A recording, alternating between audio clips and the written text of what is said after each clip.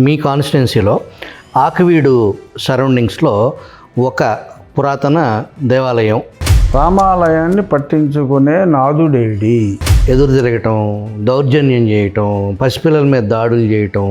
కొట్టేశారు గట్టిగా. ఒక చిన్న పిల్ల, ఒక 6 సంవత్సరాల ఒక బాలిక, అతను వారి కుమార్తెతో నాకు ఏదో బొకే ఇప్పించడం ఏదో చేశాడు. ఆ అమ్మాయి చేయి తిప్పేశారు. ఇట్లా పడితేనే ఇరిగితే, నేను నిజంగా కొడితే పోలీసులు ఇంకా ఎలా ఇరిగాయి? దానికి తెలుగులో చక్కటి పదం ఉంది, మద్దం అంటారు. అది అణువున పేరుకుపోయి ఉంది ఆ వ్యక్తికి. రాజ్యాంగం సేమ్ లెవెల్ ఫీల్డ్కి తీసుకొచ్చేసి సరి చేసేసింది. ఆ సరి చేసిన దాన్ని కూడా మళ్ళీ అక్కడ కులాన్ని తీసుకురావటం అనేది, దాన్ని ఎలా అర్థం చేసుకోవాలి? నా కాళ్ళు నేనే కొట్టేసుకున్నాను, నా ఏళ్ళు నేనే ఎరగొట్టేసుకున్నాను, పోలీసుడు కర్ర తీసుకుని నేనే కొట్టేసుకున్నాను అన్నట్టుగా అతను ఎన్ని మాట్లాడినా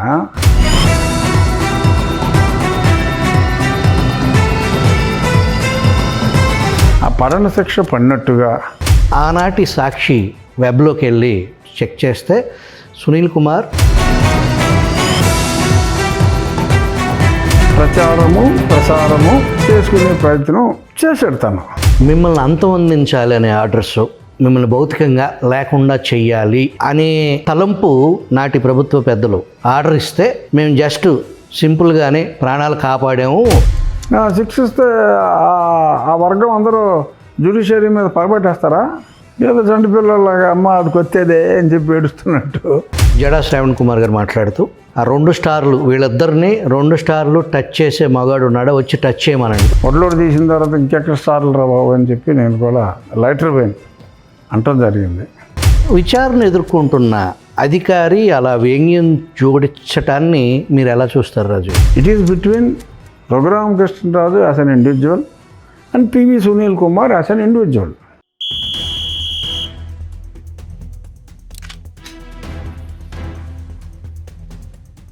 వెల్కమ్ టు విజిల్.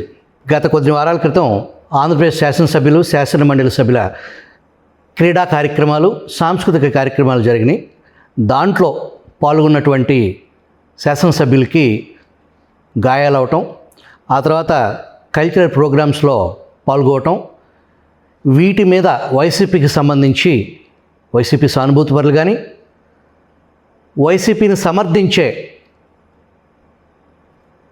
తటస్థులు ముసుగులో ఉన్నటువంటి ఇతర రాజకీయ పార్టీ నాయకులు కానీ, సస్పెన్షన్లో ఉన్నటువంటి పోలీస్ అధికారులు కానీ దీన్ని వ్యంగ్యాన్ని జోడించి అసంబద్ధంగా ఒక దశలో కోర్టుల్ని సవాల్ చేస్తున్నారా, రాష్ట్ర పోలీసులను సవాల్ చేస్తున్నారా, విచారణ ప్రక్రియను అడ్డుకునేదానికి ఎవరు టచ్ చేస్తారో చూద్దాం అనేలాంటి సవాళ్ళు వినిపించినాయి. దానికి సంబంధించి డిప్యూటీ స్పీకర్ రఘురామకృష్ణరాజు గారు మనకు అందుబాటులో ఉన్నారు. ఈ సాంస్కృతిక కార్యక్రమాల్లో జరిగిన ఆ ఆటలు జరిగిన విధానం, గాయపడటం, ఆ తర్వాత జరిగిన పరిణామాలపై ఆయనతో నేరుగా మాట్లాడి వీటి మీద ఏదైతే వ్యాఖ్యలు చేశారో వాటి గురించి కూడా సవివరంగా చర్చించేందుకు మనం రఘురామకృష్ణ గారి దగ్గర ఉన్నాం. నమస్కారం అండి. నమస్తే. ఇవి మీరు గేమ్స్లో లాస్ట్ టైము చాలా హైపర్ యాక్టివ్గానే ఆడారు. ఈ సంవత్సరం మరీ ఎక్కువ యాక్టివ్గా గేమ్స్లో పాల్గొన్నారు. ఈ చెయ్యి దెబ్బ తగలటానికి ప్రధాన కారణం ఏంటి రాజు గారు? చెయ్యి దెబ్బ తగలటానికి కారణం ఆ క్రికెట్ గేమ్లో నేను పాల్గొన్నా. అంటే ఒరిజినల్గా క్రికెట్లో నేను పేరు ఇవ్వలేదు. నేను టగ్ ఆఫ్ వారు, వాలీబాలు, పికిల్ బాలు, కబడ్డీ వీటిల్లో పేరు ఇవ్వటం జరిగింది. క్రికెట్లో నాకు అంతగా ప్రావీణ్యం లేదు. ఏదో కాలేజ్ డేస్లో ఏదో కొద్దిసార్లు ఆడటం తప్ప అంతగా నాకు పెద్ద ఇంట్రెస్ట్ కూడా లేదు. కానీ అక్కడ క్రీడాకారులు తక్కువ అయ్యారని చెప్పి నన్ను కూడా ఉండాలి అని అంటే నేను, ఎందుకంటే అసలు ఉండాలి అని చెప్పి మా స్పీకర్ గారు చెప్పిన దాన్ని 10 మందితో మాట్లాడి అందరూ యాక్టివ్గా ఉండాలి అని చెప్పిన వ్యక్తిగా, మరి క్రీడాకారులు షార్టేజ్ ఉన్నప్పుడు మనం అక్కడ పార్టిసిపేషన్ ఇంపార్టెంటు, బాగా ఆడారా లేదా అన్నది కాదు అనే దృక్పథంతో నేను కూడా పాల్గొన్నా. సో అనుకోకుండా నేను ఏదో డక్అవుట్ అయ్యి వస్తానని చెప్పి అనుకుంటే 15 రన్లు కొట్టేయడం జరిగింది. సో ముందు స్టాండ్ బై ఇస్తా ఉన్నారు. అసలు రన్నులు చేస్తే కదా స్టాండ్ బై, ఈ మాత్రం దానికి స్టాండ్ బై పెట్టుకుని ఒక పరుగు కూడా తీయలేదు అనిపించుకోవటం ఎందుకని చెప్పి నేను అక్కర్లేదన్నా. కాకపోతే అనుకోకుండా మరి ఆ బ్యాట్ బాల్ కనెక్ట్ అవ్వటం, మరి రన్నులు రావటం మీరు ఇంకా ఉత్సాహాన్ని రెట్టింపు చేసిందా? కొంచెం రెట్టింపు చేసినట్టుగా ఉంది. సో పరిగెడతాం. అది కావేరి మ్యాట్ వేశారు, కొబ్బరి పీస్ మ్యాట్. జనరల్గా ఎక్కడ కూడా కొబ్బరి పీస్ మ్యాట్, ఈ దీనికి పిచ్చికి కొబ్బరి పిచ్చితో మ్యాట్ వేయటం అనేది నేను ఎప్పుడు చూడలా. సో ఏదో రన్అట్ అయిపోతుంది అన్నట్టు విజయ్ కుమార్ కొంచెం హడావుడి చేస్తే కావాలనుకుని నేను కొంచెం స్పీడ్గా వెళ్ళి ఆ క్రీజ్లోకి వెళ్ళిపోయా. ఆ బ్యాట్ అలా పెట్టినప్పుడు కొబ్బరి పీస్ మ్యాట్ కొంచెం మూవ్ అయ్యి స్టక్ అయింది. నేను ఎగిరి అప్పుడు అట్లా మీరు చేతులు అంతే మరి ఇంత బరువు, ఆ వేగానికి తోడు ఈ బరువు యాడ్ అయ్యేటప్పటికి ఆ ఎఫెక్ట్ మల్టిప్లై అయ్యి ఈ చేతి మీద అంతే ఇక్కడ బ్రేక్ అయింది. దానికి ఏదో ప్లేట్ వేశారు. సో ఒక 45 నుంచి 60 రోజులు కాస్త బాధ అనుభవించాలి. ఆ తర్వాత 3వ రోజు 4వ రోజు మళ్ళీ ఎమ్మటే మీరు ఈ సాంస్కృతిక కార్యక్రమం అసెంబ్లీ చైర్లో కూర్చున్నారు. 4వ రోజు అసెంబ్లీలో ఉన్నా, అది కూడా ఆ తర్వాత 2 రోజులు ఇమ్మీడియట్ మరుసటి రోజు ఆపరేషన్ రోజు, మరుసటి రోజు అసెంబ్లీ ఉంది. అక్కడ సర్జరీలో ఉన్నాం కాబట్టి మనం చేయగలిగేది ఏమీ లేదు. తర్వాత 3 రోజులు అసెంబ్లీకి సెలవులు వచ్చినాయి. ఆ తర్వాత అసెంబ్లీ అటెండ్ అయ్యాను. ఎందుకంటే కొంచెం పెయిన్ ఉంటుంది. సర్జరీ అయిపోయిన తర్వాత ఇంకా మనం అంటే జాగ్రత్తగా ఉండమని చెప్పారు వైద్యులు. బట్ ఖాళీగా ఉండలేం కాబట్టి అసెంబ్లీ అటెండ్ అయ్యాను. ఆ తర్వాత సాంస్కృతిక కార్యక్రమంలో ముందు నేను పేరిచ్చున్నా.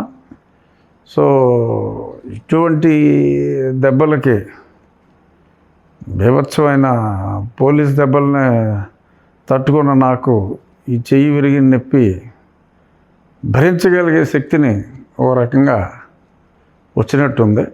ఏదైతే మీ చెయ్యి విరిగిన ఘటన ప్రసార మాధ్యమాల ద్వారా మీడియా ప్రసారం చేసింది, ఆ తెల్లారి బహుశా మీరు సర్జరీలోనో ఏమో ఉన్నట్టున్నారు. ఆ తెల్లారి ట్రోలింగ్ కూడా చేశారు కదా, దానికి సంబంధించి సాయిరామ్ అని చెప్పి ట్రోలింగ్స్ అన్నీ కూడా చేశారు. అది కొంతవరకు మీరు దాన్ని అదే ట్రోలింగ్ని జస్ట్ ఫన్నీ ఆ మేరకు తీసుకోవడం వరకు తప్పలేదనుకోండి. దాన్ని మీరు కూడా కోట్ చేశారు. మీరు దాన్ని అడ్రస్ చేస్తూ సాయిరామ్ సాయిరామ్ అని అన్నారు. మీ పడిన వీడియోని పెట్టి అది ఓకే. మీ కస్టోడియల్ టార్చర్లో సస్పెన్షన్కి గురయ్యి ప్రస్తుతం తన సర్వీస్ కాలం మొత్తం సస్పెన్షన్లో ఉన్నటువంటి సీనియర్ ఐపీఎస్ అధికారి ఏడీజే స్థాయి సునీల్ కుమార్, అది మీకు సంబంధించిన ఫ్యాక్చర్కి సంబంధించిన ఎక్స్రే కాదు అది, కానీ దాన్ని పెట్టి ఆ వార్తను పెట్టి వ్యంగ్యంగా ఇట్లా పడితేనే ఇరిగితే నేను నిజంగా కొడితే పోలీసులు ఇంకా ఎలా ఇరిగాయని ఇలాంటి వ్యంగ్యం జోడించి విచారణ ఎదుర్కొంటున్న అధికారి అలా వ్యంగ్యం జోడించటాన్ని మీరు ఎలా చూస్తారు రాజు? దానికి తెలుగులో చక్కటి పదం ఉంది, మద్దం అంటారు. అది అణువున పేరుకుపోయి ఉంది ఆ వ్యక్తికి. అంటే మీరు ప్రభుత్వంలో రాజ్యాంగబద్ధమైన పదవిలో ఉన్నారు, మీ ప్రభుత్వం అధికారంలో ఉంది. ఒక వ్యక్తి అధికారి అయినా కాకపోయినా ఒక కేసులో విచారణ ఎదుర్కొంటున్న వ్యక్తి పర్టికులర్గా ఆ కేసుతో మీకు జరిగిన ఒక యాక్సిడెంట్ని అతను నేను అబ్జర్వ్ చేశాను సుభాకర్ గారు. అతను మీరు ఆ ఫేస్ ఫీలింగ్ చూస్తే తింగరనవ్వులు ఎరినవ్వులు అవుతున్నాడు. సో అతనికి తెలుసు తప్పు ఏం చేశాడు అనేది అతనికి తెలుసు.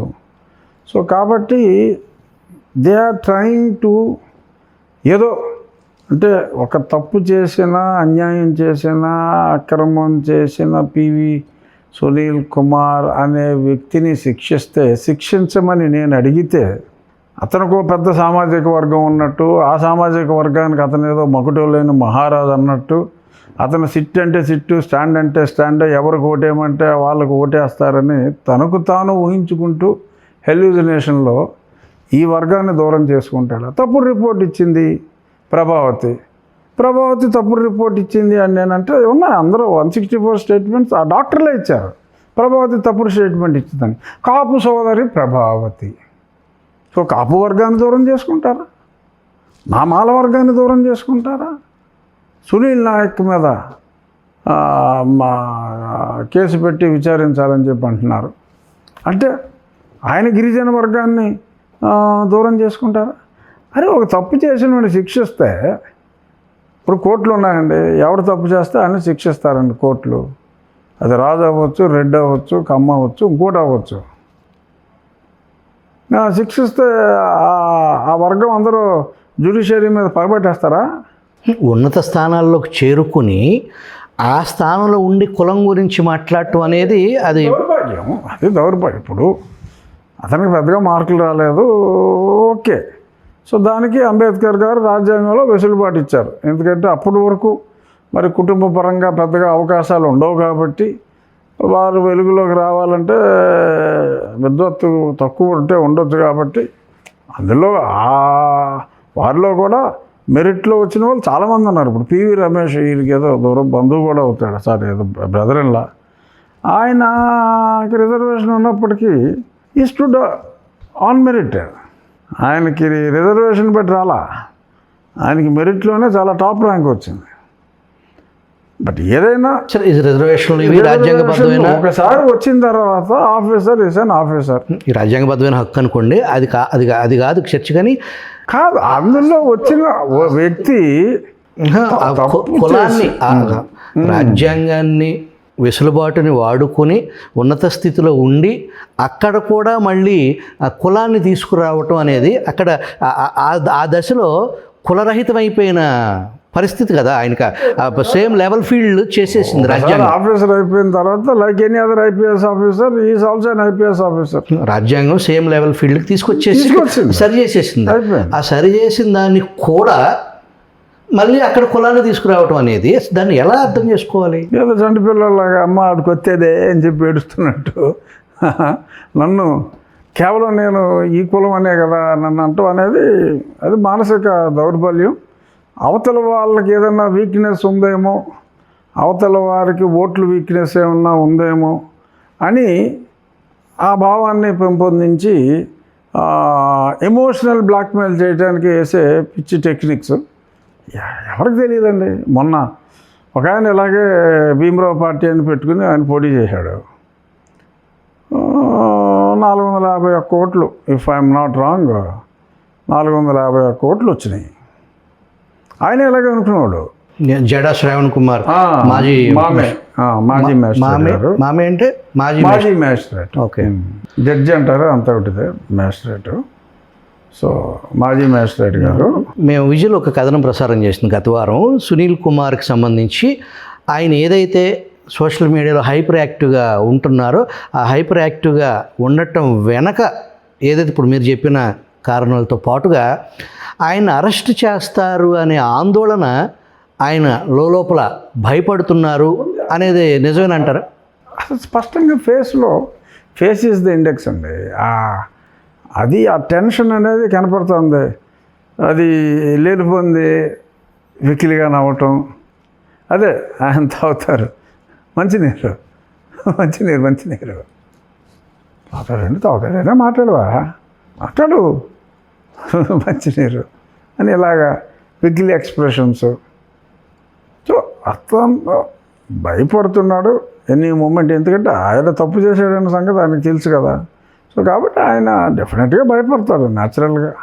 ఎంత ఎమోషన్ని దాచుకోవాలనుకున్నా లోపల కమోషన్ని దాచుకోలేక కొంచెం వెకిలి ఎమోషన్ రూపంలో బయటకు వస్తుంది. సో దానికి కులాన్ని అడ్డు పెట్టుకోవటం, ఈ కులం దూరం అయిపోతుంది అన్నట్టుగా మాట్లాడటం అనేది నమ్మి వెరివేదాలు అయితే డెఫినెట్గా ఎవరు లేరు. ఏదైతే సునీల్ కుమార్ నేను రాజుగారు అరెస్ట్, ఇదే కాదు ఇంకొన్ని కథనాలు కూడా అతను చాలామందితో మాట్లాడి ఇదిగో నా ఇంటర్వ్యూ తీసుకోండి, I will pay you something అని కూడా ఎవరెవరిని అడిగారో కూడా నాకు తెలుసు. చాలామందిని అడిగాడు. కొంతమంది మేము వాళ్ళ డబ్బులు తీసుకుని ఇంటర్వ్యూలు చేయము, కాకపోతే okay as an suspended IPS officer will give an opportunity to went out your feelings అని కొంతమంది పాడ్కాస్ట్లు అవి చేశారు. అందులో ఆయన ఎక్స్ప్రెస్ చేసుకున్నాడు. కాకపోతే వీళ్ళేంటంటే కొన్ని పెయిడ్ ఛానల్స్లో రఘురామకృష్ణరాజు వలన కొన్ని వర్గాలు అసలు తెలుగుదేశం పార్టీకే దూరం అయిపోతాయి అన్నట్టుగా పిచ్చి పిచ్చిగా కథనాలు ప్రచారము ప్రసారము చేసుకునే ప్రయత్నం చేశాడు తను. But who cares? ఇప్పుడు నిజంగా ఒక తప్పు చేస్తానే కదా కోర్టు శిక్షించేది. రఘురామకృష్ణరాజు కంప్లైంట్ ఇచ్చినంత మాత్రాన పివి సునీల్ కుమార్ అన్న అతను సచ్చీలుడు, అసలు అతను రామరామ, అసలు అతను నా మీద ఎటువంటి దాడి జరగలేదు, నా కాళ్ళు నేనే కొట్టేసుకున్నాను, నా ఏళ్ళు నేనే ఎరగొట్టేసుకున్నాను, పోలీసుడు కర్ర తీసుకుని నేనే కొట్టేసుకున్నాను అన్నట్టుగా అతను ఎన్ని మాట్లాడినా అది నిజమైతేనే కదా అతన్ని డెఫినెట్గా కోర్టు శిక్షించేది. ఇంకా శిక్ష పడలేదు అతనికి. ఆ పడని శిక్ష పడినట్టుగా అసలు అతను నన్ను కొట్టాడు అంటమే అదో నేరం అన్నట్టుగా. సో నేను తెలుగుదేశం పార్టీలో ఉన్నాను కనుక అతను తెలుగుదేశం పార్టీని కాదు కదా కొట్టింది, రఘురామకృష్ణరాజు అనే వ్యక్తిని అతను కొట్టాడు. It is between Raghuramakrishnaraju as an individual and PV Sunil Kumar as an individual. PV Sunil Kumar అనే ఇండివిజువల్ తప్పు చేసినప్పుడు, రఘురామకృష్ణరాజు అనే ఇండివిజువల్ని దారుణంగా కస్టడీలో హింసకు గురి చేయించినప్పుడు నేను న్యాయం కోసం పోరాటం చేస్తే అతని జాతికి ద్రోహమా? ఏంటిది? సిఐడి చీఫ్ సునీల్ కుమార్ రాజుగారిని అరెస్ట్ చేసినప్పుడు నేను అక్కడ లేను ఆ ప్రాంగణంలో అని ఆయన చెబుతూ ఉన్నారు. కానీ ఆనాటి సాక్షి వెబ్లోకి వెళ్ళి చెక్ చేస్తే సునీల్ కుమార్ అరెస్ట్ అయిన తర్వాత రఘురామకృష్ణరాజు గారిని అక్కడ తీసుకొచ్చిన తర్వాత 10 గంటల తరువాత ఏడీజే అక్కడికి వెళ్ళారు అని చెప్పి సాక్షి రిపోర్ట్ చేసింది. అవును, నేను అప్పుడే జైలు నుంచి బయటకు వచ్చినప్పుడే ఆ తర్వాత అదే 10 రోజులకు వచ్చాను కదా బయటికి. ఆ తర్వాత నేను ఆ పేపర్లో పాత పేపర్లు అన్నీ చదివినప్పుడే నేను చూసా అది. అతను అక్కడికి వచ్చాడు, ఏదో చేశాడు. ఆ తర్వాత 164 స్టేట్మెంట్స్ కోర్టులో ఫైల్ చేశారు.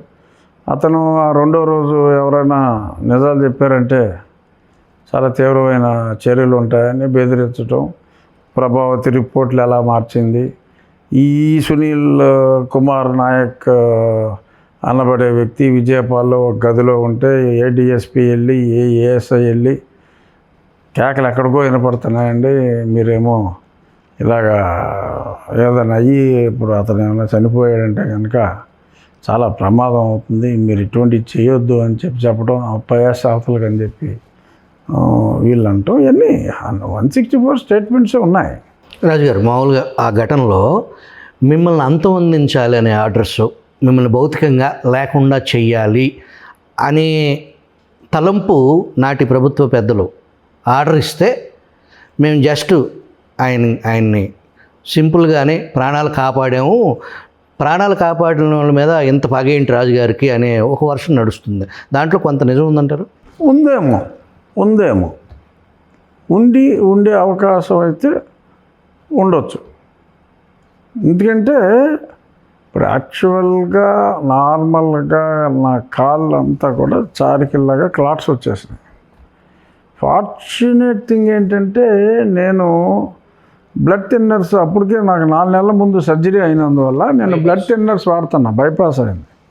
It's almost quadruple bypass. అది not almost, it's 4 + 1 more. It's penta bypass అనమాట, not even quadruple. Blood thinners వాడుతున్న వలన ఏంటంటే otherwise the clots would travel. ఆ రోజుకి చవకపోయినా సో జైల్లో పెట్టారు కదా, అనుకోకుండా నేను లక్కీగా బయటకు వచ్చా. జైల్లో ఏం చేద్దరో నాకు తెలియదు. ఆ టైంకి డెఫినెట్గా ఆ టైంకి చనిపోయి ఉంటే వీళ్ళ మీద అప్పుడే పడిపోయి ఉండేదేమో. బట్ ఆ టైంకి చనిపోకుండా బహుశా జాగ్రత్త పడితే పడి ఉండొచ్చు. బట్ నేను ఇంతకుముందు కూడా ఒక ఇంటర్వ్యూలో చెప్పా, నేను జైలుకి వెళ్ళిన తర్వాత జైల్లో ఒక వ్యక్తిని అప్పటికే 2 రోజుల ముందు ప్రవేశపెట్టారు. ఇదంతా ఎంత ప్రీ ప్లాన్ అంటే సుభాకర్ గారు, అప్పటి వరకు తర్వాత నేను తెలుసుకున్న సీసీ కెమెరాసు ఆ గుంటూరు సిఐడి దాంట్లో ఉన్నాయి, 2 రోజుల ముందే తొలగించారు. అంత వెల్ ప్లాన్డ్ స్కెచ్లు అప్పుడే తొలగించారు. నేను వెళ్ళటానికి ఒక 3 రోజుల ముందు గుంటూరు జైల్లోనే ఒకడిని ఈ గవర్నమెంట్లోనే కొంతమంది ఒక పెద్దవాడి ఇంట్లో పనిచేసే ఒక వ్యక్తిని ఏదో చెక్ బౌన్స్ కేసులాగా పెట్టి జైల్లో ప్రవేశపెట్టారు. నేనున్న ఒక రోజులోనే అతను ఫస్ట్ డే నాకు హెల్పర్ లాగా పంపించారు. ఆ తర్వాత అతను బయటికి రిలీజ్ అయ్యి, రాజుగారు మీరు జాగ్రత్తగా ఉండండి, సమ్ ముస్లిం బాయ్, మీరు జాగ్రత్తగా ఉండండి, వీళ్ళు మంచివాళ్ళు కాదు, అంతవరకు నేను మీకు చెప్పగలను. మరి నన్ను బెదిరించాలని చెప్పాడా, వీళ్ళంటే భయపడాలని, నిజంగా నా మీద అభిమానంతో కూడా చెప్పుండొచ్చు. చాలా జాగ్రత్తగా ఉండండి మీరు, వీళ్ళు మంచివాళ్ళు కాదు, మీ గురించనే నన్ను జైల్లో పెట్టారు, మీరు ఎప్పుడైతే వెళ్ళిపోయారో నన్ను బెయిల్ ఇచ్చి బడి తీసుకొచ్చారని చెప్పి చాలా స్పష్టంగా చెప్పాడు. సో మీరు అన్నదానికి అక్కడ చనిపోతే వాళ్ళకి పీకి చుట్టుకునే అవకాశం ఎక్కువగా ఉంటుంది కాబట్టి డెఫినెట్గా వాళ్ళు వదిలేసి ఉండొచ్చు. వెంకటేశ్వర దయ, నేను వెంకటరమణ దయ, నేను బయటపడ్డా. ఏదైతే ప్రస్తుతం ఈ కేసుకు సంబంధించి సుదీర్ఘంగా 4-5 రోజుల నుంచి విచారణ ఎదుర్కొంటున్న ప్రస్తుత IG, Bihar IG Sunil Naik court 12వ తారీఖు వరకు అందుబాటులో ఉండాలి, విచారణ ఈరోజు ఉండాలి. ఆ విచారణ అధికారి పిలిస్తే కంపల్సరీగా వెళ్ళాలి. 12వ తారీఖు అవతల వాదనలో ఐ థింక్ అతను మన లాయర్ గారు ఒక ఆయన కాదు ఇక్కడ సునీల్ ప్రభుత్వం తరపున ఈయన సిద్ధార్థ అగర్వాల్ గారు వచ్చారు. ఈ ఘటనకు సంబంధించి మీరు ఈ సాంస్కృతిక కార్యక్రమాలు ఏదైతే అశ్విని కుమార్ ఇతని తరపున సునీల్ నాయక్ తరపున ఆయన వచ్చి ఆయన ఏదో సమయం అడిగాడు. అక్కడ పాయింట్ ఈజ్ వెరీ సింపుల్ అండి, నేను చూశాను వాళ్ళ ప్రొసీడింగ్స్.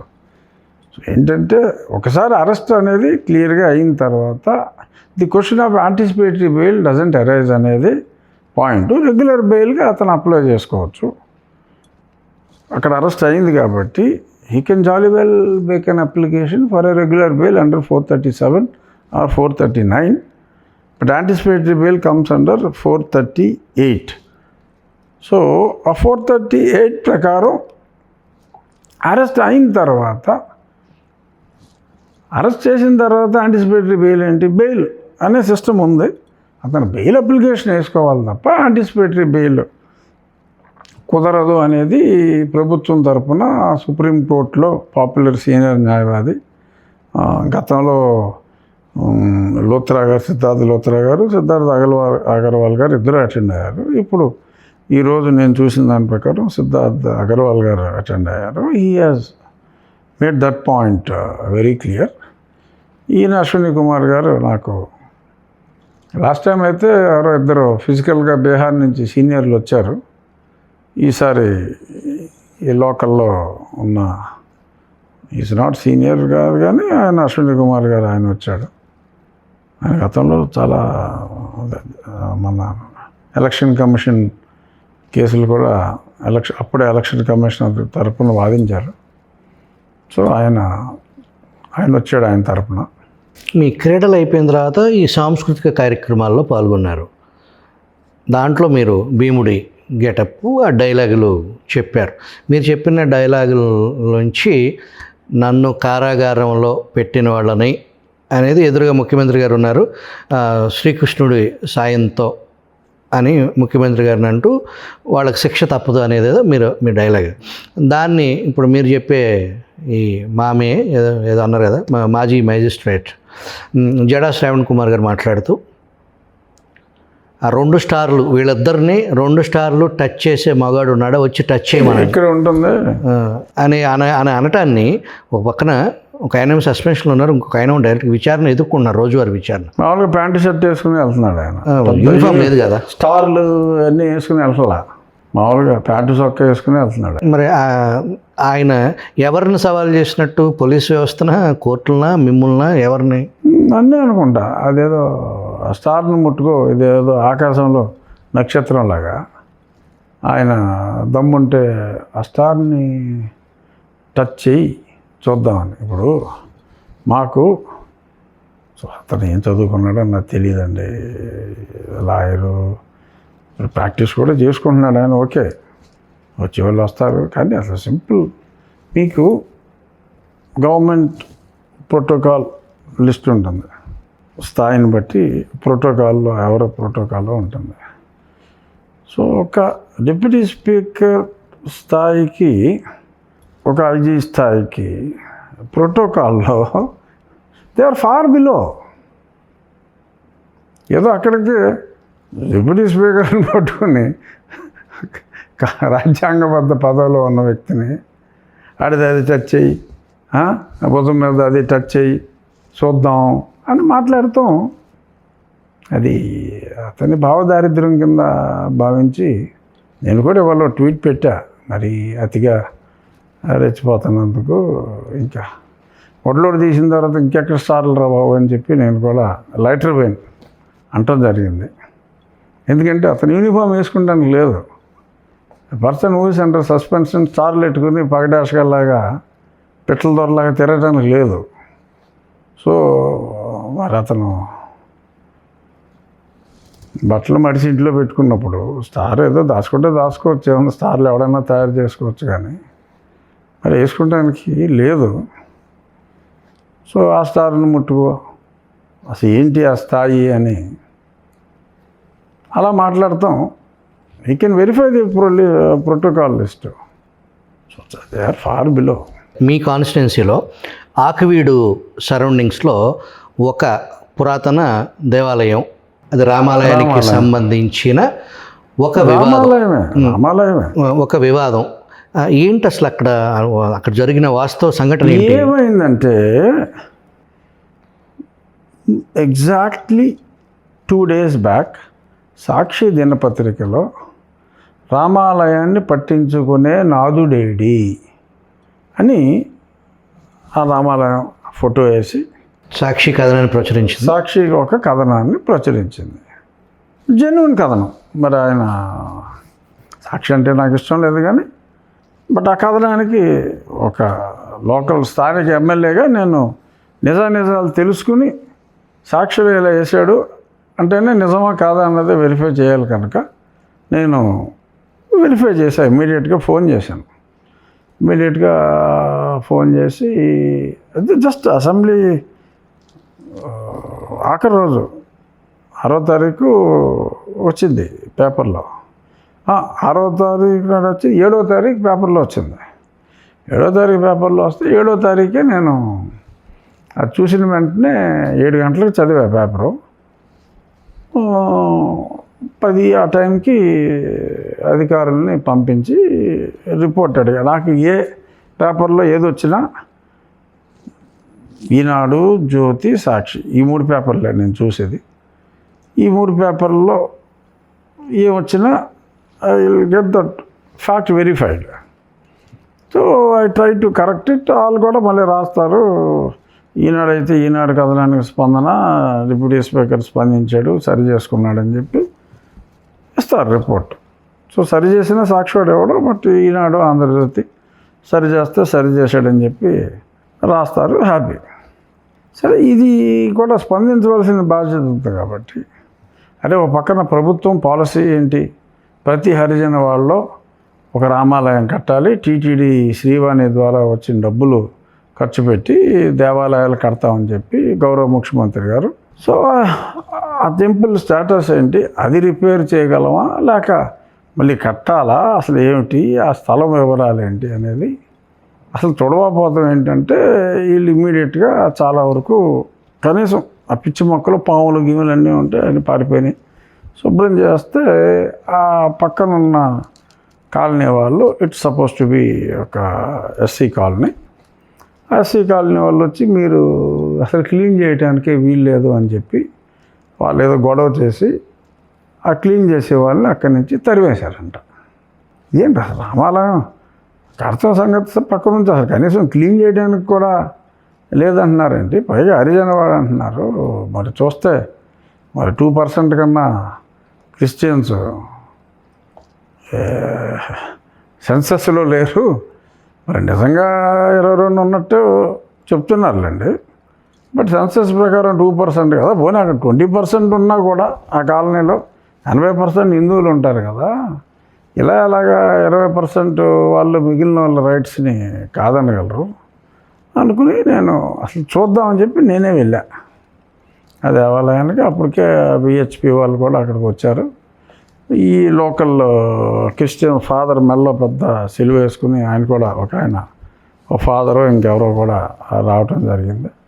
నేను మున్సిపల్ కమిషనర్ ఉన్నారు, అందరూ ఉన్నారు. ఫ్యాక్ట్ వెరిఫికేషను కాగితాలన్నీ చూపెట్టారు. దే కన్ఫర్మ్డ్ ఇదే అని రామాలయం అని.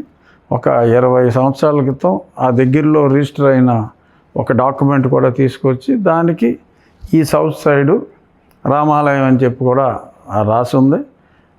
దాని కరెంటు బిల్లు కూడా ఏదో ఒక దీపం ఏదో ఉన్నట్టు ఒక లైటే సంథింగ్ ఉంది అక్కడ. దానికి మినిమం కరెంట్ ఉంటుంది కదా, 30 రూపాయలు 50 రూపాయలు, ఈవెన్ వాడకపోయినా అదంతా కూడా విహెచ్పి వాళ్ళే ఎన్నో సంవత్సరాలుగా లాస్ట్ మంత్ కూడా బిల్లు కట్టారు. బిల్లు కట్టింది రామాలయంకి సంబంధించి ఒక విహెచ్పిలో ఉండే ఒక follower. As an individual they are paying the current bill. So నేను వాళ్ళు అడిగితే మళ్ళీ ఆలయాన్ని పునరుద్ధరించండి అంటే టీటీడీ స్కీమ్ ఉంది కదా, తప్పకుండా టీటీడీ స్కీమ్ ప్రకారం మీకు ఆ గుడి నిర్మాణం ఖచ్చితంగా చేస్తాం అని నేను, ప్రభుత్వం స్కీమ్ కాబట్టి గౌరవ ముఖ్యమంత్రి గారు గౌరవ ఉప ముఖ్యమంత్రి గారు అనౌన్స్ చేసిన స్కీమ్ కాబట్టి నేను ధైర్యంగా అది చేస్తాం, తప్పకుండా కడతాం అని చెప్పి చెప్పడం జరిగింది. సో వారితో అన్నా, మేమందరం క్రిస్టియన్స్వేనండి అన్నారు. మీరందరూ క్రిస్టియన్స్ అయితే మీకు బీసీసీ సర్టిఫికేట్ ఉండాలి. సో మీరందరూ మేము క్రిస్టియన్స్వే అని మీ సర్టిఫికెట్లు ఇస్తే ఏ హిందూ ఈ కాలనీలో ఉండి ఏ హిందూ సర్టిఫికెట్ ఉన్న ఏ హిందూ లేకపోతే అప్పుడు చూద్దాం. అదర్వైజ్ బట్ ఆ స్థలం రామాలయానికే చెందుతుంది, మీకు చెందదు. ఎందుకంటే అక్కడ ఉన్నోడే దర్శనం చేసుకోవాలని ఉంది, ఆ పక్కన ఉన్నోడు రాకూడదా? 100 సంవత్సరాల క్రితం నుంచి ఉన్న ఆలయం కాబట్టి ఊళ్ళో వాళ్ళు ఎక్కడున్నా వస్తారు. తిరుపతిలో ఉన్న వాళ్ళు తిరుపతి వెళ్తున్నారా? కాదు కదా, ఎక్కడ దానికి చరిత్ర ఉందంటే మీ నియోజకవర్గం కాదు కదా, చుట్టుపక్కల జిల్లా నుంచి కూడా వస్తారు, బ్రహ్మాండంగా వస్తారు. సో అంచేత పునరుద్ధరిస్తే చాలామంది వస్తారు. చక్కటి రామాలయం నిర్మించుకోవచ్చు. 15 సెంట్లు స్థలం ఉంది. సో కాబట్టి నేను చెప్తే నేను బయలుదేరిన వెంటనే ఏ విహెచ్పి వ్యక్తి నన్ను అక్కడ ఆహ్వానించారో వాళ్ళని కొట్టేశారు, గట్టిగా దాడి చేశారు, కొట్టేశారు గట్టిగా. ఒక చిన్న పిల్ల, ఒక 6 సంవత్సరాల ఒక బాలిక, అక్కడ సోషల్ వెల్ఫేర్ హాస్టల్లో పనిచేసి ఒక అధికారి కూతురు, ఒక స్థానిక ఎమ్మెల్యే వచ్చినప్పుడు ఆ అధికారి అక్కడికి వచ్చి అతను వారి కుమార్తెతో నాకు ఏదో బొకే ఇప్పించడం ఏదో చేశాడు. ఆ అమ్మాయి చేయి తిప్పేశారు. అయ్యో, 6 సంవత్సరాల అమ్మాయి, అరాచకం. పైగా నిన్న సాయంత్రం సరే వాళ్ళు కంప్లైంట్ ఇచ్చారు, ఎఫ్ఐఆర్ రిజిస్టర్ అయినట్టున్నాయి. పైగా మళ్ళీ రివర్స్లో ఎంతో సామరస్యంగా మేము ఉంటే ఇక్కడ గుడి కడతానని చెప్పి ఎమ్మెల్యే అంటున్నాడు, ఎమ్మెల్యే డౌన్ గుడి కడతానికి వీల్లేదు అని. అంటే రామాలయంలో తిరిగి రామాలయం అది ఆల్రెడీ ఉన్నదే. దాన్ని పునరుద్ధరిస్తాం ఆరు పునర్నిర్మాణం. చాలా చోట్ల మరి దేవాలయాలు పునర్నిర్మిస్తారు కదా. అసలు పునర్నిర్మించడానికి వీలు లేదు. ఈ స్థలం మాది, ఇక్కడ అసలు రావడం ఉండటానికే వీలు లేదు. అరే ఎక్కడ దారులు 4 చర్చిలు ఉన్నాయి అక్కడ. అలాగే ఇది కూడా ఉంటుంది. ఇప్పుడు ఇంటర్వ్యూ పబ్లిష్ అయిన తర్వాత విజిల్ ప్రేక్షకులు ఫస్ట్ వాళ్ళ కామెంట్ ఇది మంచి ప్రభుత్వం అని చెప్పేసి మీ ప్రభుత్వాన్ని ఆ రకంగా ఎదురు తిరగటం, దౌర్జన్యం చేయటం, పసిపిల్లల మీద దాడులు చేయటం, ఇది చేయటానికి కీలు లేదు అని చెప్పేసి ఒక ఆటవిక, అది వద్దు అనే కదా ప్రజలు స్వతంత్ర పోరాట సంగ్రామంలో పాల్గొన్నట్టుగా అన్ని వర్గాలు, అన్ని మతాలు, అన్ని కులాలు, అన్ని ప్రాంతాలు అందరూ కలిసే కదా మీ ప్రభుత్వం అఖండ మెజారిటీని తీసుకొచ్చి ఇచ్చింది. డెఫినెట్గా మేము పెర్ఫామ్ చేస్తాం కూడా. ఇప్పుడు ఇటువంటివి ఎవరో కూడా ప్రోత్సహించరు, అది అన్యాయం. ఇప్పుడు నేను ఏదన్నా చర్చి జోలికి వెళ్ళి అక్కడ రామాలయం కడతానా, లేదా మసీద్ జోలికి వెళ్ళి తీసేయమన్నా, రామాలయం స్థానంలో రామాలయం పునర్నిర్మిస్తాం టీటీడీ సహకారంతో ప్రభుత్వ పాలసీ ప్రకారం అంటే ఇటువంటివి ఎలా ఎంటర్టైన్ చేయాలి? ఏదో మాట్లాడితే రేపు పొద్దున్న ఇందులో శ్రావణ్ మామే ఇంటర్ఫియర్ అవ్వచ్చు, సునీల్ కుమార్ వీళ్ళు కూడా సుకు 1 సుకు 2 వీళ్ళందరూ కూడా ఇన్వాల్వ్ అవ్వచ్చు. ఇప్పుడు ఆల్రెడీ చాలా చోట్ల సుకుయే నడిపిస్తున్నాడు. వీళ్ళని రెచ్చగొడతాలు ఇవన్నీ కూడా దీని వెనక కూడా ఉండుండొచ్చు, ఉండుండకపోవచ్చు. బట్ నేననేది అలాగా పరమత సహనం అనేది అవసరం. అసలు హిందూ గాడ్ అనబడే వ్యక్తే మా పరిసర ప్రాంతాల్లో ఉండటానికి వీల్లేదు అని వాళ్ళు మాట్లాడితే తోక ముడుచుకుని ఆ కాలనీలో ఉన్న క్రిస్టియన్ ఓట్లు నాకు పడవేమో అనే భయంతో ఏదైతే చట్ట ప్రకారం రామాలయానికి చెందిన భూమి ఉందో, రాష్ట్ర ప్రభుత్వ పాలసీ ఉందో దాన్ని చేయకుండా ఆ ప్రాంతంలో ఒక 200 ఓట్లు ఉంటాయి. ఆ 200 ఓట్లు రేపొద్దున నాకు ఒక్కోటి కూడా రాకపోవచ్చు. బట్ నేనేమి దాని గురించి ఆలోచించను. I have to go by the rule. రాముడికి రామాలయానికి చెందిన ఆ భూమి ప్రభుత్వంది కూడా కాదు, రామాలయందే. దాన్ని నేను ఇంకొకరికి ఇవ్వడానికి లేదు, పాలసీ ఉంది కాబట్టి పునర్నిర్మిస్తాను అని అన్నా. దానికోసం అక్కడ పసిపిల్లల మీద, చిన్నపిల్లల మీద దాడి, విహెచ్పి కార్యకర్తల మీద దాడి, ఊరేగింపులు, వాళ్ళు కొట్టేసి మళ్ళీ వాళ్ళు కూడా ఒకళ్ళెదురు వెళ్ళి నా కంప్లైంట్ తీసుకోండి, మమ్మల్ని విహెచ్పి వాళ్ళు కొట్టారు అని కూడా మాట్లాడినట్టుగా తెలిసింది నాకు. దురదృష్టం ఆ రకంగా దాడి చేయటం. ఈరోజు అతిథి డిప్యూటీ స్పీకర్ రఘురామకృష్ణంరాజు గారితో మాటమంతి.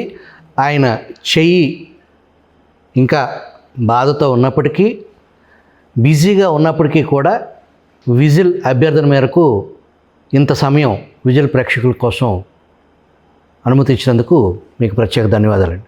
Thank you very much.